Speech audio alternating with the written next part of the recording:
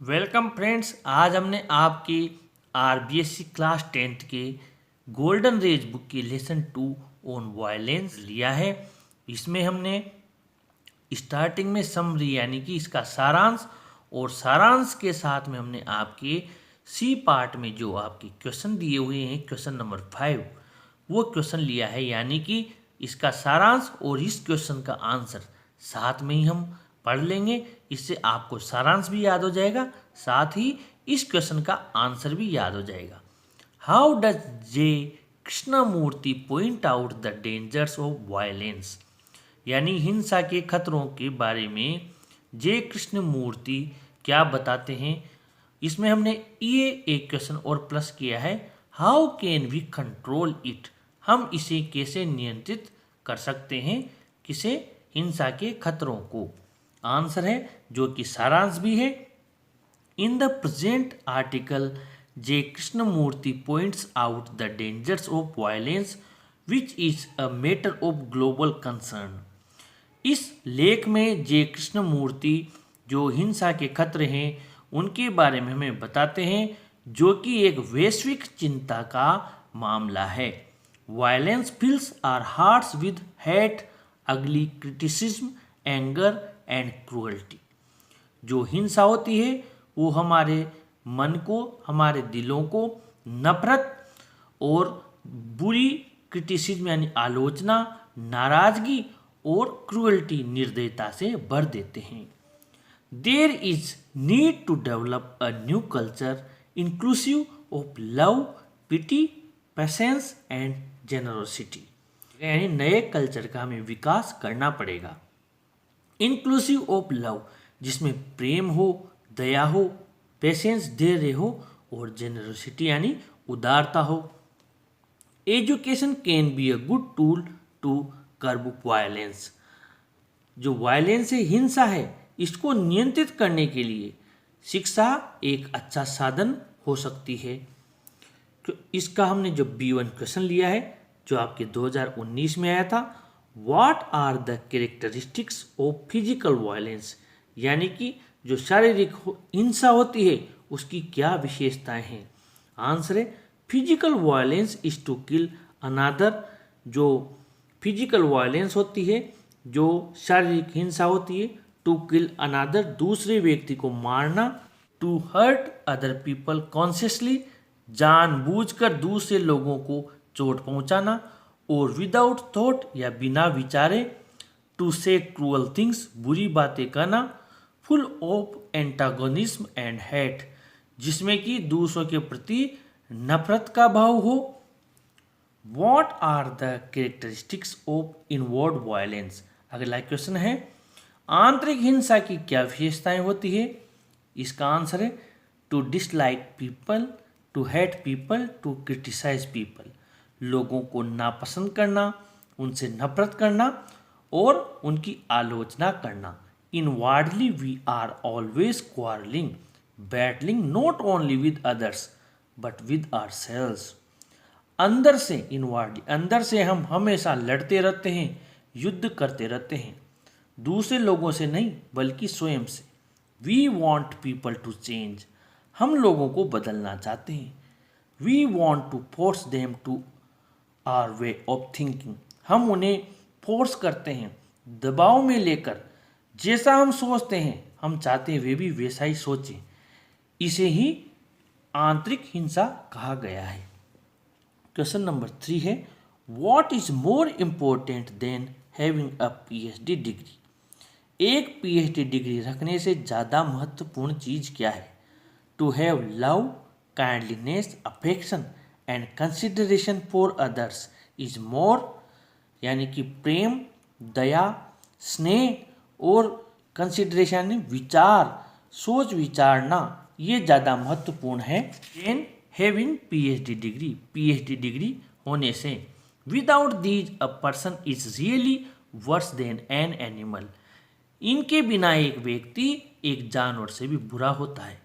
Question number 4 है how can a person become rational, एक व्यक्ति विवेकी, बुद्धिजीवी कैसे बनता है।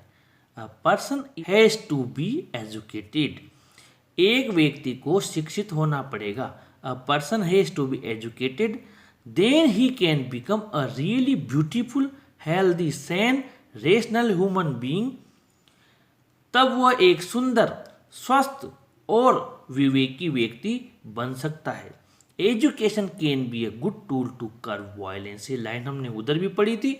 हिंसा को नियंत्रित करने में शिक्षा एक अच्छा साधन बन सकती है। Question number 5, what does a man realise in older age? बूढ़े होने के बाद या बुढ़ापे में एक व्यक्ति क्या चीज रियलाइज करता है, समझता है, महसूस करता है? A man in older as inwardly goes through hell and great misery. जब वो बूढ़ा हो जाता है, उसकी उम्र हो जाती है, तो अंदर से वो बहुत ज़्यादा परेशान और दुखों से घिर जाता है। Because he is in constant battle with himself, क्योंकि वो कॉन्स्टेंट बैटल यानी लगातार लड़ता रहता है स्वयं से, विद हिज वाइफ उसकी पत्नी से, विद हिज चिल्ड्रन उसके बच्चों से, विद हिज नेबर्स उसके पड़ोसियों से, विद हिज गॉड्स उसके ईश्वर से। He is in sorrow and confusion, वो बड़े कष्ट में और कन्फ्यूजन में रहता है, यानी कि भ्रम में और दुखों में रहता है।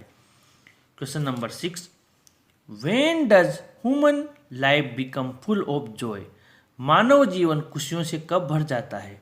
आंसर है human life becomes full of joy when a human being is free, lives happily joyously without any antagonism.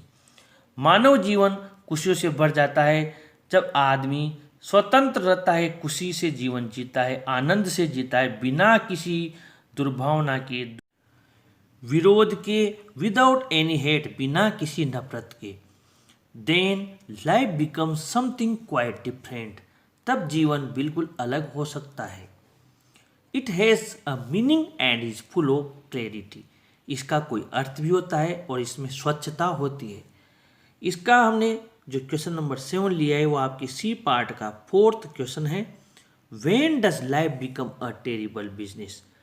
जीवन कब एक भयानक व्यवसाय बन जाता है, कष्टकारक बन जाता है? Life becomes a terrible business when it is without love, जीवन एक कष्टकारक व्यवसाय बन जाता है जब ये बिना प्रेम के होता है, विदाउट अफेक्शन इसमें स्नेह नहीं होता है, विदाउट क्लैरिटी स्वच्छता नहीं होती है, और कोई उसमें जेनरोसिटी यानी उदारता नहीं होती है। अब इसमें हमने आपके B5 वाला प्लस कर दिया, यानी आपको अलग से याद नहीं करना है, यही आंसर इसमें ऐड हो गया। When a man is in constant battle with himself, with his wife, with his children, with his neighbors, with his gods, he is in sorrow and confusion। यहाँ तक हमने ये आपके जो B5 है यही लिख दिया। He fights with others in the name of religions, self-importance and security of the family। वो दूसरों से धर्म के नाम पर, आत्ममहत्ता के नाम पर और परिवार की सुरक्षा के नाम पर हमेशा लड़ता रहता है। Question number 8, how does education contribute to और पार वायलेंस? यानी कि हिंसा पर विजय पाने के लिए जो शिक्षा है उसका क्या योगदान है, वो कैसे योगदान कर सकती है? आंसर है education makes a person really beautiful healthy sane rational human being, not a brutal man. ये हमने उधर भी लिख रखा है। शिक्षा व्यक्ति को एक स्वस्थ, सुंदर और विवेकी व्यक्ति इंसान बना देती है। वह एक पाशविक इंसान नहीं होता है, ब्रूटल मैन यानी कि हिंसक जानवर, with a very clever brain जिसमें बहुत चालाक मस्तिष्क होता है, who can argue and defend his brutality, जो कि अपनी हिंसा को डिफेंड करता है, उसकी रक्षा करता है, उसके आर्ग्यू करता है यानी कि तर्क वितर्क करता है। Education helps a person to generate love, kindliness, generosity, charity and consideration for humanity. जो शिक्षा होती है वो व्यक्ति में पैदा कर देती है प्रेम, दया, उदारता, दान दक्षिणा की भावना और मानवता के लिए कंसिडरेशन यानी सोचना, उसके कल्याण के बारे में विचार करने की भावना। ऐसा शिक्षा एक व्यक्ति के अंदर ऐसा भाव पैदा कर देती है। क्वेश्चन नंबर 9 है, what are the author's views about the old and the new cultures. लेखक के क्या विचार हैं पुरानी और नई संस्कृतियों के बारे में? आंसर है, according to the author the old culture is dead, buried, burnt, exploded and vaporised. यानी कि लेखक के अनुसार जो पुरानी संस्कृति है वो मर गई है, एक तरह से उसको दफना दिया गया, जला दिया गया है, एक्सप्लोड कर देना, उसको समाप्त कर देना, उसको विस्फोट से उड़ा देना, और यहाँ तक कि वेपराइज्ड यानी भाप बन के उसको उड़ा दिया गया है। ऐसी है पुरानी संस्कृति। अब हमें एक नई संस्कृति की आवश्यकता है। जो ओल्डर जनरेशन है वो has built a society based on violence. उसने जो हिंसा के ऊपर समाज का निर्माण किया है, जो हिंसा पर आधारित है, कन्फ्यूजन जिसमें भ्रम की स्थिति है, एंड मिजरी यानी दुख है, कष्ट है। The new culture should be based on love, kindliness, generosity, charity and consideration for humanity. हमने ऊपर लिखा वही लाइन्स यहाँ लिख ली। नई संस्कृति में प्रेम, दया, उदारता, दान दक्षिणा और मानवता के प्रति सोचने विचारने की भावना हो, ऐसी संस्कृति होना चाहिए। क्वेश्चन नंबर 10 है, how can the world of nature B best enjoyed? यानी कि प्रकृति के संसार का उत्तम तरीके से कैसे आनंद लिया जा सकता है? आंसर है, when we wake up and see the hills become saffron. जब हम जागते हैं और हम देखते हैं कि पहाड़ियाँ केसरिया हो गई है। As the sun rises against the lovely blue sky. जब सूर्योदय नीले आसमान से उदय होते हैं। And as the birds begin to sing. और जब पक्षी गाने लगते हैं। And the early morning cuckoo coos. और सुबह सुबह जब कोयल कू कू करती है।